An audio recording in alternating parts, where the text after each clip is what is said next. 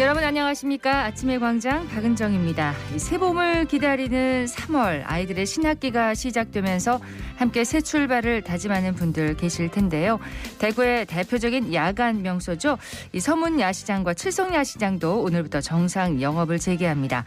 지난 1일 2월에는 코로나19와 혹한으로 금토일 주 3일만 운영했는데 오늘부터는 화요일 정기 휴무를 제외하고 주 6일 영업합니다. 정상 영업 재개를 맞아서 야시장에 활력을 불어넣는 다양한 행사도 준비했다고 하는데요. 2년 넘게 지속된 코로나19 사태에 야시장들이 혹독한 겨울을 보냈습니다. 지난 2019년에 60개였던 매대수가 3분의 1 수준으로 줄었다고 하는데요. 오미크론 변이 바이러스 확산세에 여전히 힘든 상황이지만 그래도 야시장의 다양한 볼거리와 즐길거리가 지친 시민들에게는 즐거운 휴식을 또 상인들에게는 매출 증진의 효과를 가져올 수 있었으면 하는 바람입니다.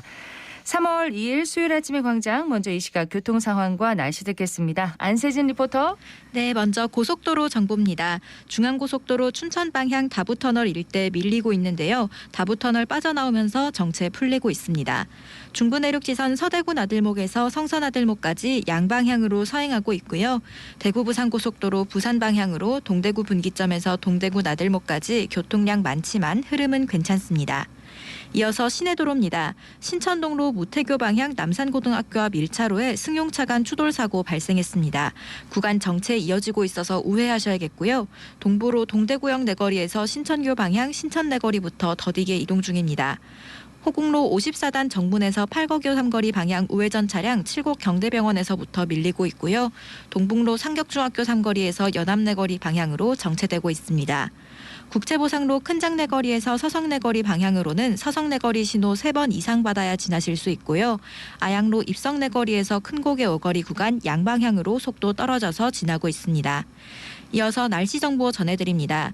오늘 대구 경북 지역은 대체로 맑은 하늘 보이겠는데요. 아침에는 기온이 떨어져서 쌀쌀하다가 낮부터 다시 기온이 오르겠습니다. 오늘 낮 최고 기온은 대구와 포항 13도, 안동 11도까지 오르면서 큰 일교차 보이겠고요. 미세먼지 농도는 보통 수준 보이고 있습니다. 대구 경북 대부분 지역에 건조주의보와 건조경보 발효 중입니다. 불씨 관리에도 유의하셔야겠고요. 대구 현재 기온은 2도, 습도는 55%입니다. 지금까지 안세진이었습니다. 지역 시사정보 프로그램의 중심, KBS 대구 제일라디오 아침의 광장을 듣고 계십니다. 수요일 아침의 광장 함께하고 계십니다. 8시 33분 지나고 있습니다. 자, 오늘 아침 지역의 주요 뉴스부터 살펴보겠습니다. 뉴스민의 천연결 기자, 경향신문 백경렬 기자 함께합니다. 두 분 어서 오세요. 네, 안녕하십니까. 산불 얘기부터 좀 해봐야 되겠죠? 네, 좀 연휴 사이에 비가 참 불이 많이 났습니다. 그렇습니다. 지난 2월 28일 일단 그 경남 합천에서 좀 시작해서 경북 고령 쌍림면까지 좀 넘어간 대형 산불 같은 경우에는 다행히 진화가 됐습니다. 발생 27시간여 만에 이제 잡혔고요. 어제 오후 6시쯤에 큰 불씨가 모두 잡혔고 현재 잔불을 정리 중입니다. 네. 산림청은 합천 고령 산불이 어제 오후 6시 기준으로 진화율 90%를 기록했다고 밝혔습니다. 산림당국 등은 한때 그 헬기 47대 그리고 진화대원 2,500여 명을 동원해서 총력 대응에 나섰는데요. 산불로 피해를 본 산불의 영향구역의 면적이 675헥타르인데요. 이게 그 국제규격의 축구장으로 따지면요. 네. 그 945개 정도입니다. 그래서 그 정도 면적이 이제 피해를 입었고 다행히 인명 피해는 없는 것으로 확인이 됐습니다. 그렇습니다. 다행히 이제 인명 피해는 없었지만 이번 산불에 많은 분들이 급히 대피를 하셨습니다. 그렇습니다. 500명 넘는 분들이 좀 대피를 했는데 고령군 쌍림면 신촌리와 합가리 또 산주리, 매촌리 등 4개 마을 주민 460여 명이 마을회관과 경로당 등으로 몸을 옮겼고요. 또 쌍림면 대창 양로원에서 환자 등 63명이 대가야 생활촌 그리고 대창 요양원에서 환자 등 30명이 또 유스 호스텔로 이제 각각 대피를 해야 했습니다. 산림청은 또 국립산림과학원 등으로 산불 전문조사반을 구성해서 현장에서 조사와 감식에 이제 들어갔고요. 예. 이들은 그 발화 원인과 그 지점 또 확산 경로, 인명 재산 피해, 산불 발화범 또 범과를 위한 증거 등을 조사할 방침입니다. 산림당국은 또 그 열화상 드론을 좀 이용해서 현재 이제 잔불을 진화 중이고요. 뒷불을 감시하고 있습니다. 주변 시도에 이제 소방력을 동원한 동원령 1호 같은 경우에는 어제 이제 해제가 됐고요. 네. 인적기관의 이제 인력과 장비를 동원해서 진화하는 산불 3단계는 아직까지 잔불이 확산할 좀 우려도 있기 때문에 유지한다고 밝혔습니다. 합천 산불은 전날 오후 이제 2시 26분쯤 합천군 율곡면 노양리의 한 야산에서 시작이 됐는데 정상 부근에서 시작된 불길이 남서풍을 타고 북동쪽으로 이동하면서 경북 고령군 쌍림면 신총리까지 확산이 됐습니다. 그렇습니다. 뿐만 아니라 달성군에서도 불이 났는데 현재 진화 작업이 진행 중인 건가요? 그렇습니다. 달산군에서 두 번째로 또 재활화한 산불 진화 작업도 이제 아침 현재 또 계속되고 있는데 대구소방안전본부에 따르면 지난달 28일 오후 11시 40분쯤 달산군 가창면 용계리 광덕사 인근의 야산에서 산불이 2차 재발화했습니다. 예. 현재 그 헬기 7대와 100여 명 그리고 소방차 등을 투입해서 지금 진화에 이제 오전부터 나섰고요. 다만 산세가 험해서 좀 접근이 어렵고 낙엽층이 좀 두꺼워서 완전 진화까지는 좀 시간이 걸리는 것 같습니다. 네. 현재까지 산림 한 9헥타르 정도가 불에 탄 것으로 추정이 되는데 이 불은 지난달 26일 오후 9시쯤에 최초 발화해서 다음날 오전에 진화가 됐는데 27일에 다시 또 재발화해서 계속 현재 또 되살아나서 불이 확산되고 있는 그런 상황입니다. 날이 너무 건조하니까 잔불이 또 이렇게 남아있다가 그렇습니다. 재발화하는 경우가 있어서 완전 진화에 좀 힘을 써야 될 것 같습니다. 그런가 하면 서구의 한 공장에서도 큰 불이 났어요. 그렇습니다. 한때 좀 많이 확산하면서 좀 대형 1단계까지 2단계까지도 발령이 됐었는데 서구에 있는 한 섬유 공장이었는데요. 다행히 4시간여 만에 좀 꺼지긴 했습니다. 어제였죠? 네, 어제 오후 2시 15분쯤이었고요. 서구 중리동 한 섬유 공장의 섬유 기계에서 원인을 알 수 있는 불이 났고요. 공장 건물 8개 동 중 4개 동은 전부를 이제 태웠고 3개 동은 한 절반쯤, 1개 동은 일부만 이제 태웠습니다. 공장의 연면적은 1,056제곱미터인데 다행히 이번 화재에도 인명 피해는 없는 것으로 지금 파악은 됐습니다. 화재 현장에 짙은 연기가 치솟아서 한동안 현장 접근이 어려워서 불이 많이 확산이 됐는데 화재 발생 10여 분 만에 대형 1단계를 이제 소방당국이 발령했고요. 1시간 10여 분 만에는 대형 2단계로 격상하면서 좀 이제 구축된 진화에 나섰던 그런 화재였습니다. 네, 지금 석 달 가까이 강수량이 거의 없는 지금 건조한 날씨가 계속되고 있는데 화재 발생하지 않도록 계속해서 좀 신경을 써야겠습니다. 청 기자님 소식 하나 더 전해주시죠. 네, 이 대통령 선거가 일주일 앞으로 다가왔는데요. 이 주요 정당 대선 후보들이 대구와 경북 지역 방문을 이어가고 있는 가운데 소수 정당 대선 후보들도 지역의 방문에 지지를 호소하고 나섰습니다. 기호 5번인 기본소득당 오준호 후보는 지난달 25일 이 대구를 방문해서 쪽방 상담소 또 지하철 기업 공간을 방문했고 또 기호 12번인 진보당 김재현 후보도 월요일이었죠. 지난달 28일 대구를 방문해 노동조합과 간담회를 가지고 집중 유세도 벌였습니다. 오늘은 기호 7번 노동당의 이백윤 후보가 대구를 또 방문합니다. 노동조합과 노동자들 이 동성로를 찾아서 유세를 펼치고 내일은 사드가 배치된 성주군을 방문해 이 반대 운동을 벌이는 이 주민을 만날 계획입니다. 예. 또 기호 6번 이 국가혁명당 허경영 후보도 이 오늘 저녁 6시 대구백화점 앞 광장에서 이 2시간 동안 유세를 벌일 계획인데요. 아마 대통령 선거 공보물을 다 받으셨을 겁니다. 그렇습니다. 이 출마한 후보가 4명이 아니라 모두 14명이고 이번 대통령 선거에서는 무소속 후보는 없고 모두 정당 소속이거든요. 이 소수 정당 후보들이 내는 공약과 정책에도 한 번쯤 참고해 주시면 좋겠습니다. 네, 자 지역 소식은 여기까지 듣고 이슈 토크로 넘어가겠습니다. 오늘은 어떤 얘기 해볼까요? 네, 어제부터 전국에서 이 방역 패스 시행이 중단되고 확진자의 동거인도 백신 접종 여부와 좀 무관하게 자가격리를 하지 않아도 되는 등 이 방역 체계가 좀 달라졌습니다. 네. 이런 가운데 오늘부터 이 신학기가 시작되면서 학교 방역도 새로운 시험대에 오르게 됐는데 이 관련 내용을 한번 살펴보겠습니다. 어제 이제 식당에 갔는데 QR코드를 확인하지 않고 입장을 했습니다. 좀 어색하더라고요. 방역 체계가 어제부터 많이 달라졌습니다. 그렇습니다. 이게 좀 비롯된 걸 한번 좀 짚고 넘어가면 대부분 좀 아시겠지만 결과적으로 최근 그 지난달 말이었죠. 대구지법에서 대구 지역의 식당과 카페에 만 60세 미만 성인에 대한 방역 패스 적용 중단 판결을 좀 내렸잖아요. 그래서 경북도가 뭐 자체적으로 좀 중단을 시키느니 많이 뭐 이런 게 좀 정부와 신경전이 오가다가 예. 전국으로 결국 정부가 전국으로 확대를 발표를 한 겁니다. 전국적으로. 그렇습니다. 네. 어제부터였고요. 그 식당과 카페 등 11종의 시설, 또 감염 취약 시설, 50인 이상의 모임 집회 행사 등에 대한 이제 방역 패스 적용이 전면 중단됐습니다. 해제 시설을 살펴보면 거의 모든 이제 사람들이 많이 찾는 공간은 다 해당이 됩니다. 물론 식당, 카페가 포함이 되고요. 네. PC방, 또 유흥시설, 노래연습장, 실내체육시설, 목욕장업, 경륜, 경정, 경마, 뭐 카지노 시설까지 또 이제 포함이 되는데요. 또 의료기관, 또 요양시설, 병원, 중증장애인 치매시설, 경로당과 노인복지관 등 감염 취약시설에서 입원과 입소자 면회 때 적용하던 방역 패스도 중단이 됐습니다. 이에 따라서 다중이용시설이나 행사 입장 시에 말씀하셨듯이 QR코드를 인증하거나 음성 확인서를 제시할 필요가 없게 됐는데 저도 이제 휴대폰에 이제 바로 가기를 QR코드를 해놨는데 이걸 네. 지웠습니다. 다만 대규모 행사 집회에 적용되는 사회적 거리두기 조치는 그대로 유지되거든요. 그래서 최대 참여 인원은 접종 여부와 관계없이 299명으로 제한이 됩니다. 자, 방역 패스에 대한 효용성 논란이 계속해서 뜨거웠었는데 결국은 이제 폐지됐습니다. 네, 지난해 11월 도입 이후 4개월 만에 해제가 됐는데요.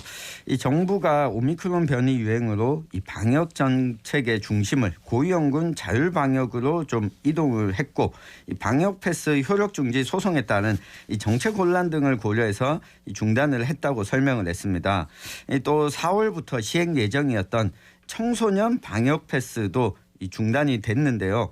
학원과 독서실 등 청소년이 주로 이용하는 시설이 해당됐었는데 이 부분과 관련해서도 좀 논란이 많았었거든요. 네. 때문에 이 방역 패스 중단으로 이 청소년들의 이 신학기 이후에 활동에는 제약이 없게 됐습니다. 다만 이번 조치가 영구적인 것은 아니고 이 새로운 변이가 발생하거나 백신 접종 상황 등에 따라서 이 방역 패스를 재개할 수도 있다는 이 단서도 달았습니다. 네, 또 한 가지 큰 변화가 이제 확진자의 가족도 그 접종 여부와 상관없이 자가격리를 하지 않아도 되는 거죠. 그렇습니다. 이 부분도 좀 큰 부분인데요. 그동안 확진자의 동거인은 백신 미접종자의 경우에는 7일간 자가격리를 하고 접종 완료자는 격리 의무를 지키지 않아도 됐습니다. 하지만 어제부터 예방접종 이력과 관계없이 모두 격리 의무를 해제합니다. 그리고 수동감시를 하는 것으로 지침이 좀 바뀌었는데요. 이 수동감시란 관할 보건소가 제시한 주의사항을 자율적으로 지키면서 이 코로나19에 감염되지 않도록 조심하는 정도로 보시면 될 것 같습니다. 보건소에 개입이 들어가기 때문에 이게 수동감시라는 이름이 붙은 거라고 이제 주장이 됩니다. 네. 다만 방역당국은 이 수동감시 시작일부터 10일간은 외출 자제, 또 KF94 마스크 상시 착용, 감염 위험도가 높은 시설 방문 자제, 또 코로나19 의심 증상 발생 시에는 의료기관에서 진료 등 핵심 추칙을 꼭 지켜줄 것을 권고하고 있습니다. 네, 검사 방식도 바뀌었다면서요? 네, 기존에는 동거인으로 분류된 직후와 또 6일에서 7일째에 각각 이 2번 PCR 검사를 받아야 했었는데 이 3월부터는 3일 이내에 PCR 검사를 한번 받고 또 6, 7일째에는 신속 항원 검사를 한번 받으면 됩니다. 네. 다만 60세 이상은 여전히 PCR 검사를 2번 받아야 됩니다. 예, 이전에 이제 자가격리 중이거나 검사 대상인 분들 모두 적용이 되는 건가요? 맞습니다. 이 새로운 기준은 어제부터 기존의 격리 검사 대상자에게 소급해서 적용이 됐으니까요. 이 부분 꼭 한번 확인해 보시기 바랍니다. 예, 자 오늘부터 이제 새 학기가 또 시작됐습니다. 최근 학교와 지역 중심 방역 체계가 새로 도입되면서 학교가 특히 준비해야 할 게 많아졌어요. 그렇습니다. 사실 이 부분 때문에 뭐 가뜩이나 신학기에 이제 분주한데 이것 때문에 교사와 교직원들이 더 아주 바빴다고 하던데요. 교육청에서는 자가진단 키트를 확보를 해서 오늘 하교 시에 이제 학생들에게 한 개씩 배부할 예정이라고 밝혔습니다. 스스로 자가진단 키트 검사가 가능한 있지만 중고등학교에서는 그 학교 내 자가진단 키트 검사실을 마련하고 확진자가 집단으로 발생한 학교를 지원하기 위해서 또 대구교육청에서 3개의 이동형 PCR 검사팀을 운영하기로 했습니다. 또 수업과 업무 공백을 최소화하기 위해서 학교 인력풀 센터를 통해서 대체 인력 채용을 지원하기로 했는데 이 대구교육청의 경우에는 현재 8,903명의 인력풀을 보유 중입니다. 네. 그리고 또 자가진단 키트를 또 일회용으로 또 사용 가능한 분량으로 나누고 또 검사실 운영에 있어서도 방역 도우미와 자원봉사자 등의 인력을 추가 배치하기로 했습니다. 자가진단 검사는 일주일에 2번 해야 되는 거죠? 네, 유치원과 초중고생 모두 일주일에 2번 해야 되고요. 이 등교 전날 검사하고 결과를 자가진단 어플리케이션에 입력을 하면 됩니다. 또 방역기관에서 통보를 받을 경우에 역시 학생 자가진단 어플에서 확진 일자를 입력하면 됩니다. 이전보다 좀 신속하게 학생의 건강 상태와 확진자 정보를 파악할 수 있게 됐습니다. 예. 근데 가족 내 확진자가 있더라도 자가격리 의무가 없다고 하셨잖아요. 그럼 등교도 계속하면 되는 건가요? 일단 지침은 그렇습니다만 학교의 경우에는 당장은 아닙니다. 방역 당국은 개학 2주 뒤인 그 3월 14일부터 그 동거인이 코로나19에 걸려도 등교가 가능하다 이렇게 밝혔는데요. 지금은 아닌 건가요? 그렇습니다. 기존에는 학생의 동거인이 확진된 경우에는 백신 접종자만 등교할 수 있었고 미접종 학생은 7일간 등교가 중지됐는데 이 부분도 좀 달라진 점입니다. 물론 학생 본인이 확진된 경우에는 등교하지 못해도 출석은 인정됩니다. 근데 이 지침을 당장이 아니라 3월 14일부터 적용하는 이유가 있나요? 네, 그 방역 당국은 학기 초에 철저한 방역하에 정상적인 등교를 지원하는 차원에서 새학기 적응 기간을 둔 것이라고 이제 설명을 하는데요. 다만 교육부는 14일 이후 이 수동 감시자로 지정된 학생은 변경된 방역 지침에 따라서 동거인의 검사일 기준으로 3일 내에 그 PCR 검사와 또 6, 7일 차에 신속 항원 검사를 받도록 권고하고 특히 PCR 검사 결과를 확인할 때까지는 등교 중단을 공고 수준에서 이제 하기로 했습니다. 예. 자, 문제는 앞으로입니다. 지금 유행 정점을 향해 가고 있거든요. 네, 괜찮을까요? 지금 하루 확진자가 20만 명 정도가 나오기도 했습니다. 이 국내 연구기관에서는 대통령 선거일인 오는 3월 9일이면 하루 확진자가 23만 명 이상이 되고 재원 중인 중환자는 1,200명 이상이 될 것으로 전망을 하고 있습니다. 오미크론 변이 유행이 정점에 도달하는 시기가 3월 중순쯤 되지 않을까. 신규 확진자는 최대 35만 명 정도까지 될 것으로 예상을 하고 있습니다. 예, 방역 패스가 이렇게 중단되면서 사회적 거리두기 완화 요구도 더욱 커질 것으로 지금 예상이 되잖아요. 그렇습니다. 자영업자 중심으로 얘기가 처음 나온 건 아닌데 계속 요구가 되고 있습니다. 방역 패스 적용이 좀 중단이 되면서 현행 말씀하셨듯이 사회적 거리두기 수준인 사적 모임 6인 또 영업시간 오후 10시 제한과 같은 기준을 좀 완화해야 된다. 이런 요구가 나오고 있는데요. 이에 방역 당국은 이러한 조치를 좀 추가로 완화하는 방안을 검토하고 있는 것으로 좀 알려져 있긴 합니다. 네. 오미크론 변이 유행으로 하루 10만 명이 넘는 확진자가 현재 좀 나오고 있지만 이 위중증 환자와 사망자를 현재의 의료 체계 내에서는 충분히 관리할 수 있다는 판단에서 이런 검토를 하고 있는 것으로 알려지고 있습니다. 예, 지금 마지막 큰 파고를 앞두고 있다고 생각하고 단단히 대비하고 대처해 나가야겠습니다. 네, 이 몇 가지 앞으로 우리가 좀 신경 써야 될 것이 있는데요. 확진자가 이 최정점에 다다를 경우에 지금 병상 가동률과 관련해서 사실 대구시와 경상북도도 이 의료 체계 협력을 통해서 이 부분을 좀 해소하겠다라고 하는 대안을 내놨는데 이 부분도 신경을 써야 되겠고 또 한 가지가 이 신학기가 시작을 하면서 학교 내에서 이 벌어지는 집단 감염이 일어나지 않도록 이 철저한 준비가 좀 필요하고요. 또 마지막으로는 지금 백신 패스가 해제가 되면서 이제 백신 맞을 이유가 없는 것 아닌가라고 생각하시는 분들이 계시는데 오미크론 변이에도 백신 접종자가 오미크론 확진을 받은 경우 이 백신을 미접종한 확진자보다 이 회복하는 속도가 또 빠르다는 연구 결과도 나오고 있거든요. 네. 지금 3차 백신 접종자에게는 오미크론 변이가 계절 독감 수준으로 지나간다라고 하는데 이 부스터샷 접종에도 이제 백신 패스 때문이 아니라 이 본인의 건강 그리고 주변의 건강을 위해서 이 백신 접종도 검토해 보시기 바랍니다. 지금 학교가 이제 개학을 했잖아요. 네. 학교 안에 이제 전파가 되지 않도록 좀 유치원부터 초중고 학생들 좀 번거롭겠지만 자가진단 지금 2회를 해야 되잖아요. 네. 학부모들과 또 학생들의 좀 협조가 필요한 부분인 것 같습니다. 맞습니다. 예, 뉴스민의 천연결 기자, 경향신문 백경열 기자였습니다. 두 분 고맙습니다. 네, 감사합니다. 고맙습니다.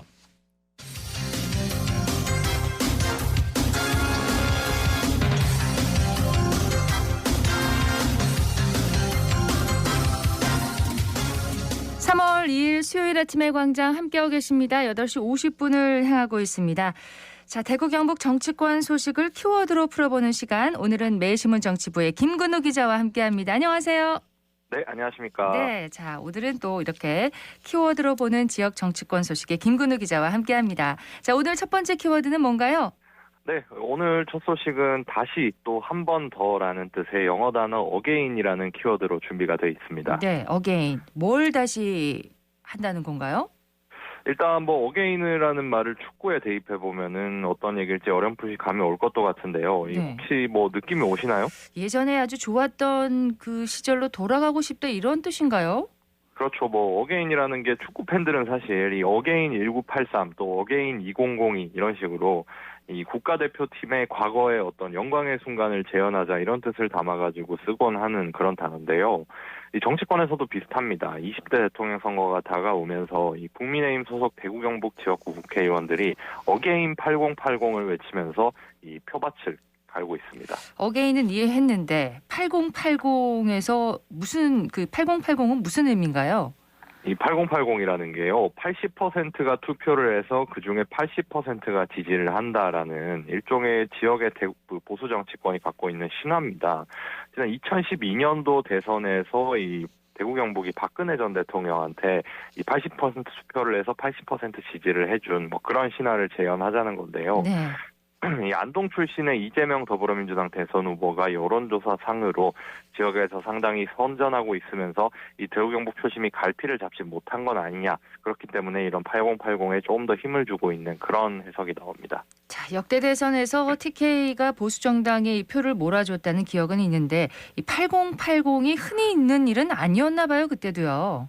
그렇죠. 이 80% 투표를 해서 그중에 80%가 지지를 한다라는 게 사실은 뭐 민주사회에서 거의 있을 수가 없는 수준의 몰표이기 때문에 이 보수 정당이 그동안 표를 몰아주긴 했습니다만 80%는 절대 쉬운 일이 아니었습니다. 그렇죠. 이 투표율은 좀 뒤로 하고라도 득표율만 봐도요. 이 노태우 전 대통령이 대구에서 70.7% 또 경북에서 66.4%의 득표율을 받았고 이 김영삼 전 대통령 같은 경우에는 아무래도 대구 경북보다는 이제 부산 경남 쪽에 연고가 있는 후보다 보니까 이 대구에서 59.6%, 경북에서 64.7% 정도 지지를 받았습니다. 그리고 이회창 후보 같은 경우에는 15대 때 대구에서 72.7%, 경북에서 61.9%, 높았네요. 또 16대 때는 노무현 전 대통령을 상대해서 77.7%와 73.5%의 이 70%대 지지율을 대구 경북에서 각각 받았고요. 이명박 전 대통령 같은 경우에는 이제 대구에서 69.3, 경북에서 72.6 이렇게 했었는데 이 박근혜 전 대통령이 역대 최고 득표율을 찍은 겁니다. 대구에서 80.1%, 경북에서 80.8%까지 이렇게 표를 얻어갔고요. 심지어 헌정사상 초유의 어떤 대통령 탄핵과 보수 정당의 괴멸 상황에서 치러진 19대 대선에서도 홍준표 후보는 거의 과반에 가까운 45.36%와 48.62%의 지지를 얻었거든요. 대구하고 경북에서. 예. 여기에 또 같은 뿌리에서 갈라져 나왔다고 볼 수 있는 이 당시에 유승민 바른정당 후보의 득표율이 대구에서 12.6%, 또 경북에서 8.75%였기 때문에 이걸 더하면 더 높아질 것으로 보입니다. 이 말을 이제 역으로 해석을 하면 민주당에게는 완전 험지라는 뜻이겠죠? 그렇죠. 뭐 김대중 전 대통령이 15대 대선 때 처음으로 두 자릿수 득표율을 기록하기 전까지는 대부분 한 자릿수, 거의 군소정당 수준의 득표율이 나왔을 만큼 고전을 면치 못했거든요. 하지만 이번 대선에서는 좀 분위기가 다를 거다라는 해석이 우세합니다. 왜냐하면 이 보수 정당에서 나온 후보가 이 대구 경북 지역 출신 후보가 없잖아요. 네. 그리고 정작 더불어민주당 후보가 대구 경북 출신으로 이 첫 TK 출신 후보가 나왔단 말이죠. 그래서 과거처럼 보수 후보에게로 좀 표심이 쏠리지 않고 아직까지는 좀 갈리고 있는 상황인데 일부 여론조사에서는 이재명 후보가 이 험지인 대구 경북에서 30%가 넘는 지지율을 얻기도 했습니다. 이 어대문이라는 어차피 대통령은 문재인이다. 이런 문재인 대통령의 대세론이 만들어졌던 19대 대선에서도 이 문재인 당시 후보는 이 대구 경북에서 한 21% 정도 지지율을 얻었거든요. 네. 근데 마의 30%를 과연 이재명 후보가 엿볼 수 있을지 관심이 집중되는 부분입니다. 예. 보수정당 내 지역 출신 차차기 대권 주자가 보이지 않는 상황에서 전략적 선택으로 이 후보에게 표를 던질 수도 있다. 이렇게 해석이 되는 건가요? 네, 물론 예단하기는 이르다는 판단입니다. 정권 심판 때문에 민심이 결국은 또 한쪽으로 모일 수가 있기 때문에요. 다만 대구 경북이 특정 후보에 대한 단순한 어떤 반감이라든지 묻지마 지지에서 벗어나서 이 지역 발전과 향후 정치적인 이 지역적 영향력 확대를 좀 꾀할 수 있는 그런 네. 능동적 선택이 필요하다. 이런 목소리도 힘을 얻고 있는데요. 인물하고 공약을 좀 꼼꼼하게 따져서 이 지역 발전과 위상을 견인할 수 있는 후보로 결집하는 것이 바람직하다. 이런 얘기입니다. 자, 다음 키워드는 뭔가요? 이번 키워드는 대리전입니다. 어떤 대리전을 말하는 건가요? 이 대구 중구난구 국회의원 보궐선거 얘기인데요. 쟁쟁한 보수 정치인들의 대리전 양상으로 치닫고 있습니다. 이 국민의힘 공천권이 사라졌기 때문에 이걸 대신할 중량급 인사 영입에 보수 무소속 후보들이 한결같이 팔을 걷고 나선 그런 모양새입니다. 자, 일단 보수 성향 무소속 후보부터 정리하고 한 번씩 누가 어떻게 대리전을 치르는지 한번 들려주시죠. 네, 현재 일단 대구 중구난구 보선에는요, 이 조태우, 주성영, 임병헌, 도건우 이렇게 보수 성향의 무소속 후보 4명이 경쟁 중입니다. 도태우, 임병헌, 도건우 이 세 후보 같은 경우에는 출마하기 위해서 이제 국민의힘을 탈당했고요. 예. 주성영 후보 같은 경우에는 지난번에 이제 미래통합당 시절에 공천 때문에 탈당을 한 이후로 계속 무소속을 유지해 왔는데요. 누가 누구를 지원하느냐면 이 도건우 후보 같은 경우에는 홍준표 국민의힘 의원을 불렀습니다. 또 친홍으로 분류되는 이현주 전 의원도 초청했고요. 홍 의원은 이제 대선 후보 경선 때 도와줬기 때문에 나도 도와주는 것이다 이렇게 밝혔고요. 이 주성영 후보 같은 경우에는 이름이 비슷한데다가 이 고향하고 집안도 같은 주호영 의원 또 김종인 전 국민의힘 비상대책위원장을 불렀습니다. 여기서 주호영 의원은 이 무소속 초선이 남은 기간 동안 무슨 일을 하겠나? 복당이 가능하고 3선이 되는 주성영 후보가 당선돼야 된다. 이렇게 당선 후 복당 가능성까지도 내비쳤습니다. 자, 이렇게 들어도 면면이 화려합니다. 네, 여기에 도태우 후보는 황교안 전 자유한국당 대표를 초청했는데 이 4.15 총선이 부정선거라는 음모론을 같이 주장하고 있죠. 또 대구시 공무원 출신인 임병헌 후보는 문희갑 네. 전 대구시장을 내세웠는데요. 그렇습니다. 예, 명망에 현혹되지 않고 지역의 필요한 일꾼을 가려내는 현명한 유권자들의 판단이 필요한 시기입니다. 오늘 고맙습니다. 네, 감사합니다. 매일신문 정치부 김근우 기자였습니다. 아침의 광장 수요일 순서 여기까지입니다. 박은정이었습니다. 고맙습니다.